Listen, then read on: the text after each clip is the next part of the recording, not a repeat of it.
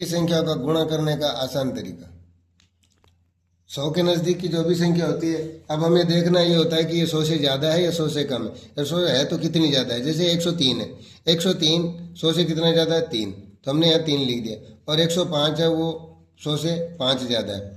अब हमारा पहला काम है, इन दोनों को गुणा कर दो, 5 और 3 को गुणा कर दो और वो नीचे लिख दो, 5 3 15।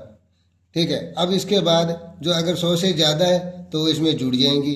तो चाहे हम 103 को 5 में जोड़ दें, चाहे 105 को 3 से जोड़ दें, आएंगे 108। 105 को 3 से जोड़े तो 108 आ जाएंगे। ये अपना एक लाइन में उत्तर आ गया, ना कि हमें 3 लाइनें देखनी पड़ी।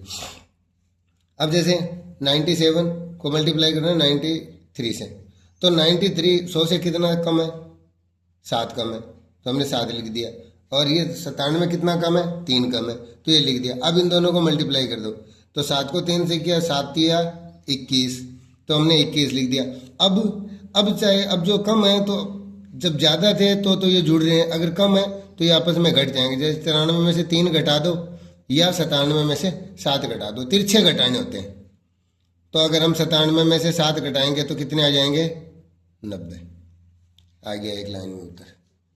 अब इसके आगे जैसे ये है 89 को हम 92 से गुणा कर रहे हैं, तो 89 इससे कितना कम है, 100 से, तो ये 11 कम है।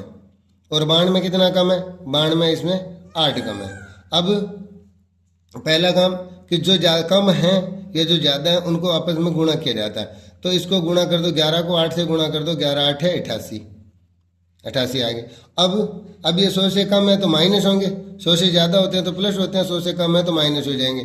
तो 89 में से चाहे 8 घटा दो और चाहे 92 में से 11 घटा दो, दोनों का एक ही आंसर आएगा। अब अगर 89 को इसमें हमने 97 में से घटाए तो इसमें ऊपर वाली संख्या में से घटा के देख लेते हैं। 89 में से 8 गए 81, ये हमारा उत्तर आ गया। अब इसके बाद 94 को 81 से गुणा आप करके देखो। अगर कोई भी समस्या आती है तो कमेंट बॉक्स में मुझे समस्या लिख के भेजो, मैं आपका सॉल्यूशन दूंगा। अब एक संख्या और बता देते हैं, 3 संख्याओं का गुणा 111 और 109। तो 111 100 से कितना ज़्यादा है, 11, और 9 कितना ज़्यादा है, 9। अब वही काम है कि पहले जो कम और ज़्यादा है उनको हमने गुणा करना है। तो 11 को 9 से गुणा किया, 11 9 का 99। अब इसमें जुड़ेंगे, चाहे तो 111 में 9 जोड़ दो और चाहे 9 में 11 जोड़ दो। तो हम 111 में 9 जोड़ देते तो 120 आंसर आ गया।